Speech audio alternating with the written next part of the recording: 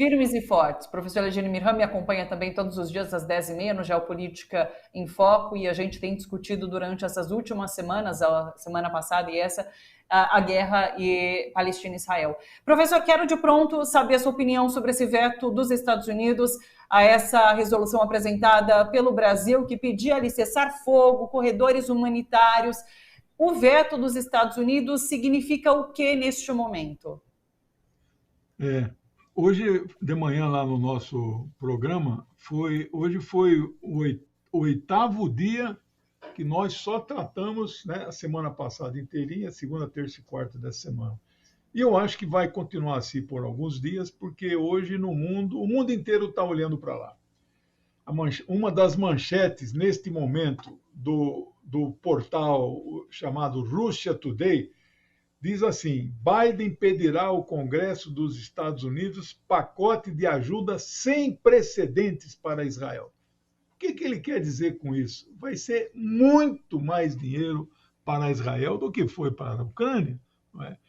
Então é uma situação, o dinheiro é para Israel, que não sofreu um atentado, nenhum hospital de Israel foi destruído.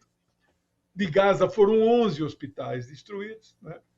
Então esse conflito vai durar mais um tempo e nós vamos ter que ficar nesse assunto. Ele é um assunto duro, não há uma pessoa das nossas relações que não receberam vídeos que é esse que relatam isso que o Miro falou. São vídeos assim impressionantes. Nós não podemos mostrar isso aqui porque as pessoas são cenas muito fortes, né? Quando você vê criancinha morta, aí que a coisa fica, né? Bom, essa resolução, a primeira resolução que os Estados Unidos vetaram foi a de segunda-feira, apresentado pela Federação Russa. Eu conheço aquele texto lá, li, não tinha a menor chance de ser aprovado, mas ganhou 6 votos, 6 abstenções e 3, quando fala votaram contra, não, vetaram. Por quê? Quando um membro com poder de veto no Conselho de Segurança vota não, ele não está simplesmente votando não, ele está vetando. A democracia do Conselho é assim, são 15 membros, 10 rotativos, o Brasil está nesse momento com 2 anos, depois sai. Mas 5 estão lá desde 75, há 75 anos, né? Desde 45, 48. Muito bem. Se você um dia apresentar uma moção e tiver 14 votos a favor, nossa, 14 votos é um índice de mais de 90%, né? Mas esse que levantou a mão, ele não está levantando a mão para votar contra, ele está levantando a mão para vetar a aprovação. Caiu, perdeu, caiu. Então, hoje aconteceu exatamente o exemplo que eu acabei de dar.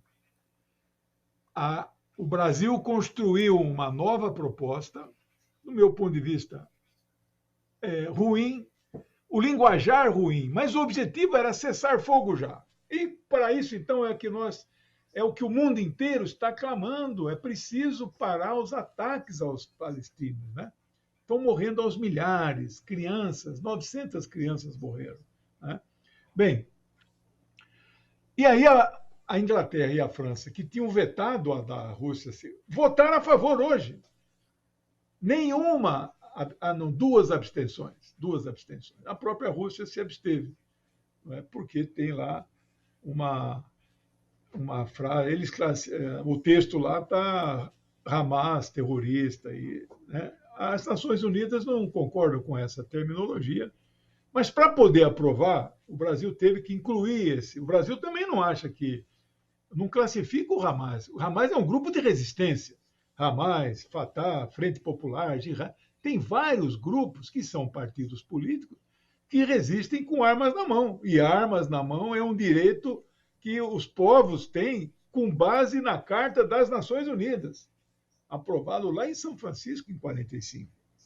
Então, qualquer povo, qualquer nação oprimida e agredida tem o direito de resistir e se defender, né? Então, enfim, mas o Brasil falou, tá bom, então se é para aprovar, o que importa é o conteúdo final.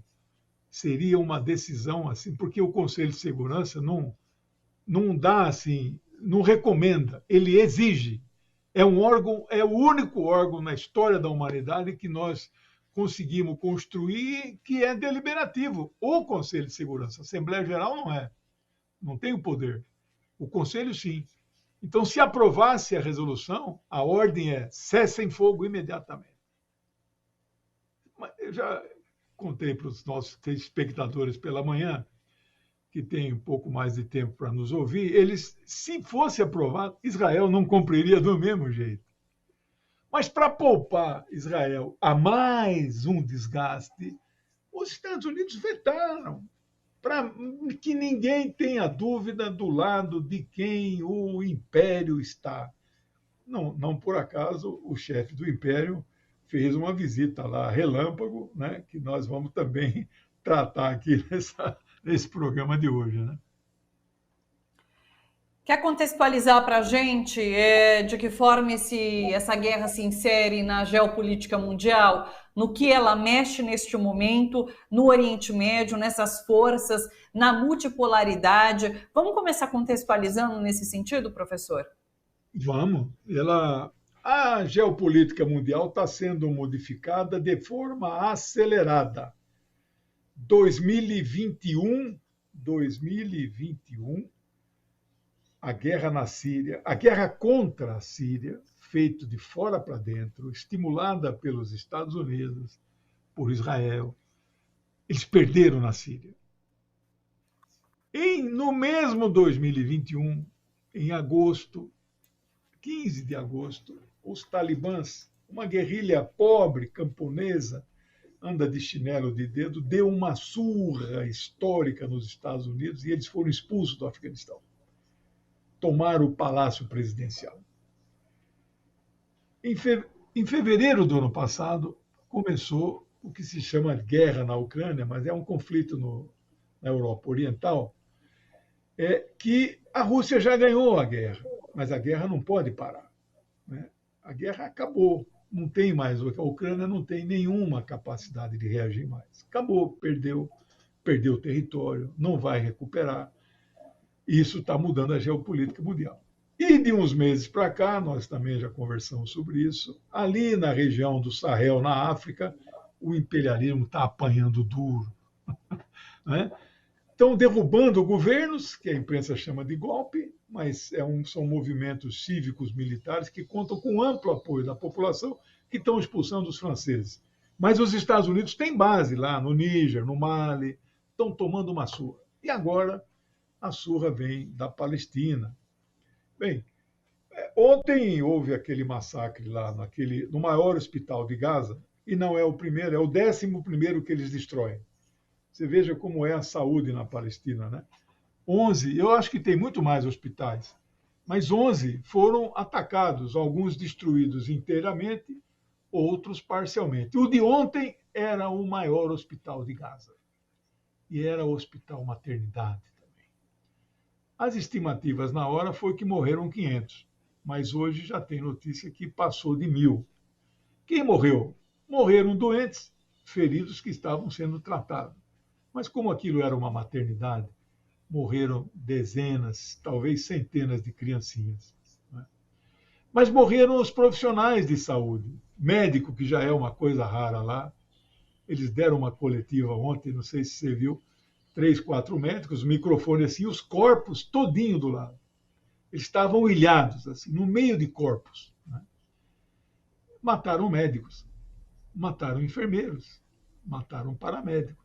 Então, a saúde que já estava precária, por causa hoje é o 12º dia de bombardeio, eles então destruíram o maior hospital de Gaza, né? Então, aí o presidente do Irã, o Irã está 100% ao lado dos palestinos, é o país que mais apoia a Palestina, já declarou ontem que este dia 17 de outubro é o dia da virada mundial. Um novo mundo está se consolidando, que é o chamado mundo multipolar. Então, essa guerra na Palestina se insere dentro de um contexto de um mundo multipolar que vem se consolidando e terá os Estados Unidos da América como seu maior opositor. Eles não querem esse mundo multipolar. Eles gostam do mundo unipolar, onde só eles mandam. Isto já não existe mais. A gente tem discutido essa questão do termo terrorista, né? Tanto é relacionado ao movimento, ao Hamas. Tanto é que esse termo foi usado nessa resolução apresentada, nessa proposta apresentada pelo Brasil, para ter votos favoráveis de países que compõem o Conselho de Segurança da ONU. No entanto, nem as Nações Unidas usam esse termo para o movimento Hamas. Eu queria que você falasse um pouquinho sobre isso. O Brasil também, num primeiro momento, não utilizou, depois chegou a chamar de terrorista também, mas há toda uma leitura em relação a esse termo. O Brasil, o Itamaraty, não concorda com esse termo. O presidente Lula usou esse termo, eu achei isso desastroso. Chamar de terrorista quem luta pelo direito de reconquistar suas terras, eu acho que isso é absolutamente improcedente. Mas eu compreendo, o presidente sofre muita pressão, mas o Hamas nunca foi, a ONU não considera, o Itamaraty não considera, Dinamarca, Noruega, dezenas de países, talvez mais de uma centena, não considera. O direito internacional, não só a Carta das Nações, o direito internacional, isso quem disse foi o ministro das Relações Exteriores da China, Wang Yi, o direito internacional dá garantias para quem luta de armas na mão. Então, chamar de terrorista isso não dá, né? Eu tenho um dos meus livros tem um capítulo sobre terrorismo, eu já escrevi artigos sobre isso, né? E se terrorismo é aquele, porque tem aqueles homens-bomba lá, os palestinos usaram isso, eles davam sua vida, enchiam o corpo de bombas, mas aí eles levavam um monte de gente junto, levavam, sei lá, um prédio, uma instalação. Se terrorismo é isso, que causa uma ação de uma ou mais pessoas, causa danos a civis, etc. e tal, você não imagina quem foi o primeiro terrorista da história. Ele não existiu porque ele é uma figura mítica na Bíblia, né? O primeiro terrorista da história chama-se Sansão, e era um judeu. Claro, ele não existiu, mas você conhece a história, né? Ele é aprisionado, perde a sua força, mas recupera a força quando está aprisionado lá no que é uma arena, onde tinham 3.000 filisteus assistindo alguma competição, ele empurra as colunas do templo e mata 3.000 filisteus. Ele morreu junto. Né? Isso é terrorismo? A Segunda Guerra Mundial, atos de sabotagem, sequestros, atentados, e isso a resistência usou e abusou. Tem que ser assim. Era um país ocupado, eles explodiam um trilho, descarrilhavam o trem nazista, morriam civis, morriam pessoas inocentes. Se você for por essa aí também, os que fizeram a Revolução Francesa, 14 de julho de 1789, tudo terrorista. Mataram gente que não acaba mais.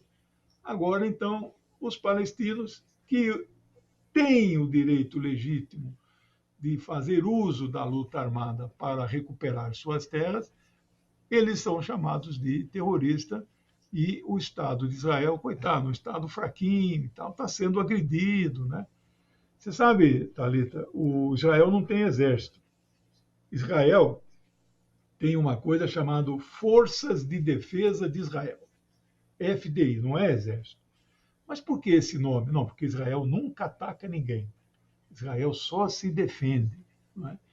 Então, esse momento, os palestinos fizeram aquela operação militar espetacular, deram assim uma surra em Israel, pegaram os serviços de espionagem completamente desprevenidos, adentraram ali no território que eles chamam de israelense, mas era tudo palestino.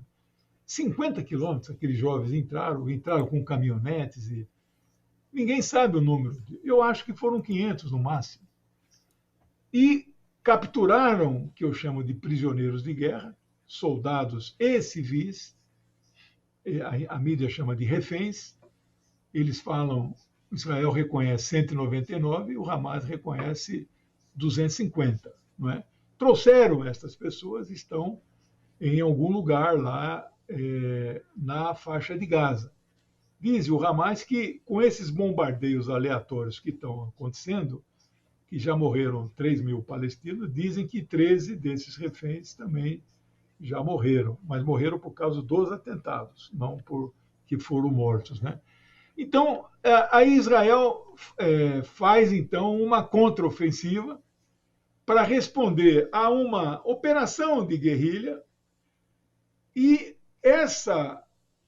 nas cenas que nós estamos vendo, a reação a uma ação que eles sofreram na madrugada do dia 7 é uma reação que o mundo inteiro está reconhecendo. Ela é desproporcional, ela é assimétrica. No mesmo sábado, 7 de outubro, o Netanyahu declarou: estamos em guerra. Mas em guerra contra qual país? Nenhum. Não há um país fazendo guerra com Israel. Há um povo lutando pela recuperação de suas terras. Então, é uma guerra contra um povo. E eles estão fazendo aquilo que a ONU condena e o direito internacional condena: punição coletiva. Não pode punir um povo porque um pedaço desse povo fez qualquer coisa, certo ou errado. Não pode, tem que punir quem fez. Eu não acho que eles fizeram nada de errado, eles fizeram uma operação de guerrilha. Mas que seja. Mas então você pune o agrupamento e não todo o povo. Eles estão bombardeando aleatoriamente a faixa de Gaza. 20 mil casas. Você imagina, os caras moram ali há décadas, né? 20 mil casas viraram pó. Prédios viraram pó. Nós vimos as cenas aí. Foi devastação, esse é o termo. Né?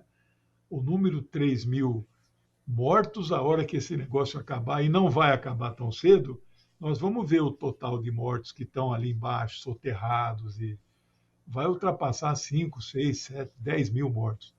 Israel matou em 75 anos, é uma estatística macabra, 260 mil palestinos.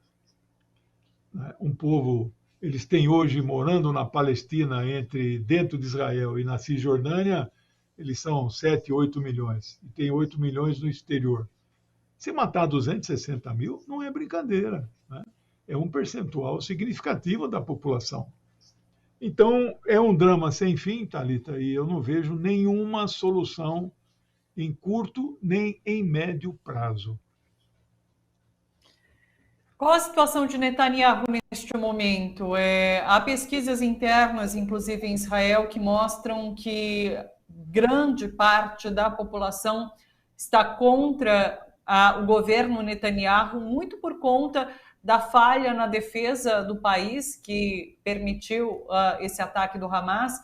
Mas ele criou esse governo de emergência, se sustenta no governo por enquanto, mas não a longo prazo. Alguns analistas internacionais, como eu, e eu estou de acordo com essa análise, esse senhor aí é um zumbi, é um morto-vivo, que nem o Moro lá no Senado, é um ex-senador já, ele vai ser caçado. É um morto-vivo andando ali, assombrando todo mundo. Ele está ninguém, as pessoas querem distância. Essa pesquisa que você falou aí, 85% dos eleitores entrevistados, o instituto mais sério de pesquisa aí em Israel, equivalente ao Datafolha, não erra nas eleições, 85% dos consultados disseram que ele tem que renunciar. E o maior jornal de Israel, que é o Haaretz, jornal diário, eu sou assinante da versão digital, em editorial, logo nos primeiros dias, diz: só há um culpado dessa tragédia. Chama-se Benjamin Netanyahu. Ele tem que sair, não é? Mas por que não sai? Não sai porque tem apoio dos Estados Unidos. O Biden, pessoalmente, fez essa viagem, vamos comentar com calma daqui a pouco, mas ele foi para lá para apoiar o massacre dos palestinos. Ele não aceita que ocorra a invasão por terra, mas não se sabe se ele condena a invasão ou condena a ocupação. Invadir, matar e sair, aparentemente, pelo que ele vem dizendo, isto pode. O que não pode é invadir e ficar e ocupar, porque aqueles são territórios sagrados dos palestinos. Então há essa dúvida de interpretar o que é que ele está condenando, se a invasão, né, nenhuma invasão, ou então invade, mas não ocupa e sai. Né? De qualquer maneira, ele apoia integralmente.